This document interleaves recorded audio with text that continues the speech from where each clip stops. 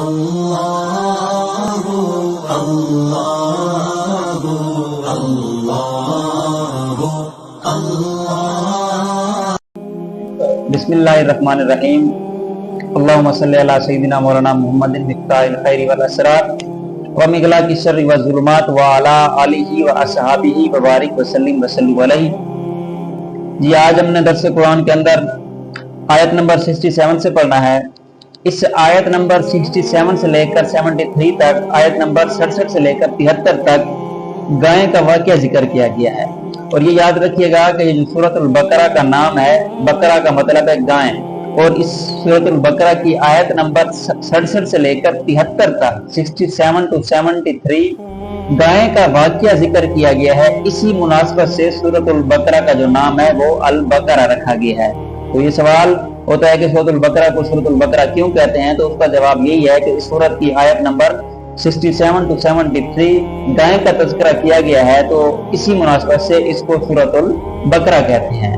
اب ان آیات کا ترجمہ کرنے سے پہلے ہم تھوڑا سا مختصر اس کا جو واقعہ ہے وہ ڈسکس کر لیتے ہیں، تاکہ پھر جب ہم آیات پڑھیں تو ہمارے ذہن میں مکمل واقعہ موجود ہونا چاہیے۔ یہ واقعہ کچھ اس طرح ہے کہ بنی اسرائیل کے لوگوں میں سے نا ایک بندے نے دوسرے کو قتل کر دیا، کہ ایک مالدار شخص نے، ٹھیک ہے، مالدار شخص کو اس کے عزیز نے خفیہ طور پر قتل کر دیا، ٹھیک ہے، اور قتل کرنے کے بعد اس کو دوسرے محلے میں ڈال دیا، تاکہ وہ اس کا رشتہ دار تھا، کزن تھا، تاکہ اس کی میراث بھی لے لے اور خون بہا دے۔ ایک تو اس کی میراث کا وارث ہو جائے، اور دوسرا خون بہا یعنی اس کی دیت وغیرہ وہ بھی لے لے۔ اور پھر دعویٰ کر دیا کہ مجھے خون بہا دلوایا جائے۔ اس نے الٹا یہ دعویٰ کر دیا کہ مجھے جو اس کی دیت ہے قتل کی وہ دلوائی جائے، کیونکہ وہ میرا رشتہ دار تھا، الٹا اس نے دعویٰ کر دیا۔ قاتل کا پتہ نہ چلتا تھا۔ وہاں کے لوگوں نے حضرت موسیٰ علیہ السلام سے ریکویسٹ کی کہ آپ دعا فرمائیں کہ اللہ تبارک و تعالی ہمارے اوپر حقیقت حال واضح فرما دے۔ تو اللہ تبارک و تعالی نے حکم فرمایا کہ آپ ایک گائے ذبح کریں، اور گائے کے گوشت کا جو ٹکڑا ہے اس مقتول کو ماریں، جو فوت ہو گیا ہے، جس کو مار دیا گیا ہے، آپ اس کو ماریں، ٹھیک ہے۔ وہ زندہ ہو کر قاتل کے بارے میں خود بتا دے گا، وہ زندہ ہو کر قاتل کے بارے میں خود بتا دے گا۔ لوگوں نے حیرانی سے کہا کہ کیا آپ ہم سے مذاق کرتے ہیں کہ گائے اس مقتول کا حال معلوم کرنے میں اور گائے کے ذبح کرنے میں کوئی مناسبت ہی نہیں ہوتی۔ اس بات پر موسیٰ علیہ السلام نے فرمایا کہ میں اللہ کی پناہ مانگتا ہوں کہ میں مذاق کر کے جیلوں میں سے ہوں۔ جب بنی اسرائیل نے سمجھ لیا کہ گائے کا ذبح کرنے والی جو بات ہے وہ مذاق نہیں ہے، تو پھر انہیں الٹے سیدھے سوال کرنا شروع کر دیے کہ ہمیں اس گائے کے اوصاف بتائے جائیں، اور بار بار سوال کر کے وہ قیدے بڑھانے لگے۔ تو پھر اللہ تبارک و تعالیٰ نے فرمایا کہ ایسی گائے ہو جو نہ بوڑھی ہو نہ بچی ہو، یعنی نہ بوڑھی ہو نہ کم عمر کی ہو بلکہ درمیانی عمر کی ہو۔ اور پھر انہوں نے کہا کہ وہ مزید ہمیں بتائیں کہ وہ کالی ہو، نیلی ہو، پیلی ہو، کس رنگ کی ہو، یعنی وہ سوال بڑھاتے گئے۔ تو آپ نے اللہ تبارک نے فرمایا کہ اس کے بدن پر کوئی داغ نہ ہو، اس کا ایک ہی رنگ ہو، یعنی اس کی جو رنگت ہے وہ ایک ہی ہو، اور آنکھوں کو بھانے والی ہو، اور اس گائے نے کھیتی باڑی نہ کی ہو، کبھی کھیتی کو پانی بھی نہ دیا ہو، یعنی کھیتی باڑی نہ کی ہو، یعنی جس طرح پہلے جانوروں کے ذریعے ہل چلاتے تھے، جانوروں کے ذریعے فصلوں کے اندر، زمینوں کے اندر ہال چلاتے تھے، اور جانوروں کے ذریعے وہ کنویں چلتے تھے، ان سے پانی آتا تھا۔ تو اللہ نے فرمایا اس نے کبھی کھیتی باڑی بھی نہ کی ہو، اور اس نے کبھی کھیتی کو پانی بھی نہ دیا ہو۔ تو آخری سوال میں انہوں نے کہا کہ اب ہم انشاءاللہ اگر اللہ نے چاہا تو ہم راہ پا لیں گے۔ بہرحال جب سب کچھ طے ہو گیا تو ان کی تسلی ہو گئی، پھر انہوں نے گائے کی تلاش شروع کر دی۔ اب وہ گائے کہاں تھی؟ ان کے اطراف میں ایسی صرف ایک گائے تھی جو شاید اللہ تبارک و تعالیٰ نے بتائی تھی، اس کے اکارڈنگ صرف ایک گائے تھی، اور اس کا حال یہ تھا کہ بنی اسرائیل کا ایک صالح شخص تھا، اس کا ایک چھوٹا سا بچہ تھا، اور ان کے پاس ایک گائے کے بچے کے علاوہ کچھ نہ تھا۔ اس نے اس گائے کے گردن پر مہر لگا کر اللہ تعالیٰ کے نام پر چھوڑ دیا، اور بارگاہ الہی میں عرض کی، یا رب میں اس بچہ کو اس فرزند کے لیے تیرے پاس ودیعت رکھتا ہوں، جب یہ بچہ بڑا ہو جائے تو اس کے کام ہے۔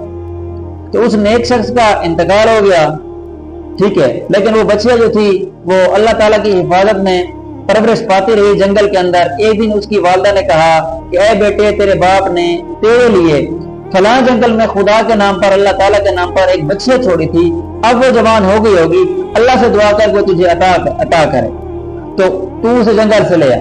लड़का जंगल गया, उसने वहां जाकर दुआ की, उसने जंगल में उस गाय को देखा और वालदा को आकर उसकी अलामात बताई, यानी जो उसने निशानियां देखी उसने आकर अपनी वालदा को बताई और उसको वालदा को बताई अलामतें उसने पाई और उसको अल्लाह ताला की कसम देकर बुलाया तो वो हाजिर हो गई और वो जवान उस गाय को वालदा की खिदमत में ले आया। फिर वो जवान उसको वालदा की खिदमत में ले आया। वालदा ने हुक्म दिया कि जा इसको बाजार के अंदर 3 दिनार में फरोख्त करने का हुक्म दे, और ये शर्त की कि सौदा होने पर फिर इसकी इजाजत हासिल की, जब सौदा हो जाए तो मेरी इजाजत लेने तुमने जरूर आना है। तो वो जवान उस गाय को बाजार के अंदर ले गया।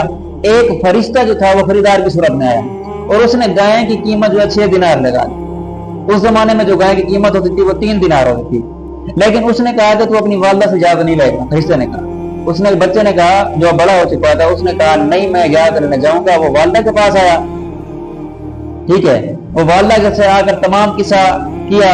उसकी वालदा ने उसको इजाजत दी कि अब जा, फिर दोबारा जा, दोबारा बात कर, लेकिन मेरी इजाजत के बगैर सौदा ना करना, ठीक है। जब वो जवान दोबारा बाजार के अंदर आया तो उस फरिश्ते ने उस गाय की कीमत 6 दिनार लगा दी। फिर उसने वो शर्त रखी कि वालदा इजाजत नहीं लेगा। जवान ने यह मंजूर ना किया और वालदा से तमाम किस्सा कहा। उसकी वालदा ने 6 दिनार कीमत मंजूर करने की इजाजत दे दी, मगर बेचने में फिर दोबारा अपनी मर्जी दरियाफ्त करने की शर्त लगा दी। जवान फिर बाजार आया, इस मर्तबा फरिश्ते ने 12 दिनार कीमत लगाई, यानी पहले 3 दिनार लगाई, फिर 6 दिनार लगाई, फिर 12 दिनार लगाई और कहा कि वालदा की इजाजत पर मौकूफ न रखो। जवान ना माना, उसने फिर आगे वालदा को इतला दी। वो साहिब और फरासत यानी समझदार औरत थी, वो समझ गई कि ये खरीदार नहीं कोई फरिश्ता है जो आजमाइश के लिए आता है, ठीक है। अब बेटे से उसने कहा कि अब की बार उस खरीदार से ये कहना कि आप हमें इस गाय फरोख्त करने का हुक्म देते हैं या नहीं। पहले 3 दिनार, फिर 6 दिनार, फिर 12 दिनार। उसकी जो वालदा थी वो समझ गई कि ये कोई खरीदार नहीं है, ये बल्कि अल्लाह की तरफ से एक फरिश्ता है।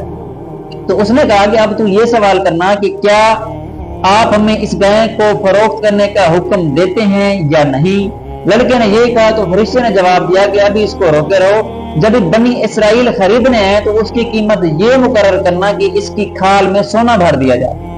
जवान गाय को घर लाया और जब बनी इसराइल जस्तजू करते हुए इसके मकान पर पहुंचे तो यही कीमत तय की कि इसकी खाल में सोना भर दिया जाए। तो ये हज़रत मूसा अलैहिस्सलाम की जमानत पर वो गाय बनी इसराइल के सुपुर्द की गई।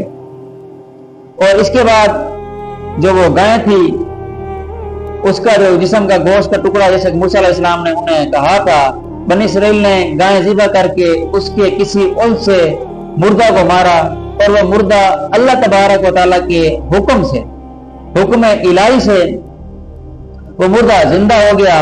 और उसने अपने चचाजाद भाई के बारे में बताया कि इसने मुझे कत्ल किया। उसने उठकर मुर्दा जिंदा हुआ, उसने बताया कि मुझको चचाजाद मेरे भाई ने कत्ल किया है और उसको भी मजबूर होकर इकरार करना पड़ा। और फिर हज़रत मूसा अलैहिस्सलाम ने उस पर किसास का हुक्म फरमाया। इस आयत में अल्लाह तबारक व तआला ने मुर्दे को जिंदा करने के इस वाक़े से क़यामत के दिन उठाए जाने पर दलील कायम की है कि तुम समझ लो जैसे अल्लाह ताला ने इस मुर्दे को जिंदा किया है, इस तरह वो क़यामत के दिन भी मुर्दे को जिंदा फरमाएगा, क्योंकि मुर्दे जिंदा करने पर कादिर है और रोज़ जज़ा मुर्दे को जिंदा करना और हिसाब लेना हक है। यानी इसके अंदर हिकमत ये है कि अल्लाह तबारक व तआला मुर्दे को जिंदा करने पर कादिर है। क़यामत के दिन अल्लाह तबारक व तआला मुर्दे को जिंदा फरमाएगा। और इसके अलावा इससे कुछ और मसाइल भी हमें पता चलते हैं इस गाय के वाक़े से। वो मसाइल ये हैं कि एक पहली बात तो ये है कि जब नबी का कोई फरमान आ जाए बगैर हिचकिचाहट के उस पर अमल करें, और अमल करने की बजाय अक्ली ढकोसले बनाना बेअदबी का काम है। यानी जैसे हुक्म आया कि भाई गाय ज़िबा करें, उन्होंने कहा कि भाई ये तो कैसी बात हुई कि गाय ज़िबा करना और मकतूल के हाल का मालूम करना, तो आपस में मुनासिबत ही नहीं है। भाई हम गाय ज़िबा करें और हमें पता चले कि इसको किसने मारा है। दूसरा बात कि शरीय काम से मुतल्लिक बेजा बास मुशक्कत का सबब है। हदीस शरीफ में आता है अगर बनी इसराइल बास ना निकालते तो जो गाय ज़िबा कर रहे थे वो काफिर होती। यानी अगर वो सवाल ना करते कि कैसी गाय, और फिर जब उन्हें कहा गया कि भाई दरमियानी उम्र की कोई ज़िबा कर देते, पहले तो ऐसे ही कोई गाय ज़िबा कर देते।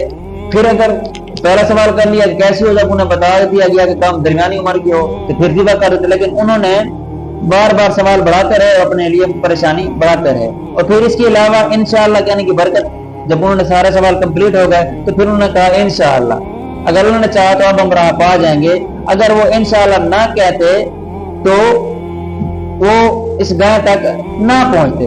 और इसके अलावा जो अपने याल को अल्लाह ताला के सुपुर्द कर दे, अल्लाह ताला उसकी उम्दा परवरिश फरमाता है। जिस तरह उस आदमी ने गाय को अल्लाह के सुपुर्द करके उस पर मुहर लगाकर जंगल में छोड़ दिया और कहा अल्लाह की बारगाह में अर्ज की कि मैं इसको तेरे पास वदियत रखता हूं, तो वो गाय परवरिश पाती रही। यानी जिस चीज को हम अल्लाह ताला के सुपुर्द कर देंगे तो अल्लाह ताला उसकी हिफाजत फरमाएगा, उसका ख्याल फरमाएगा। तो ये है इसका मुख्तसरन गाय का वाकया जो बनी इसराइल वालों का था, तो जिसको हमने मुख्तसरन डिस्कस किया है।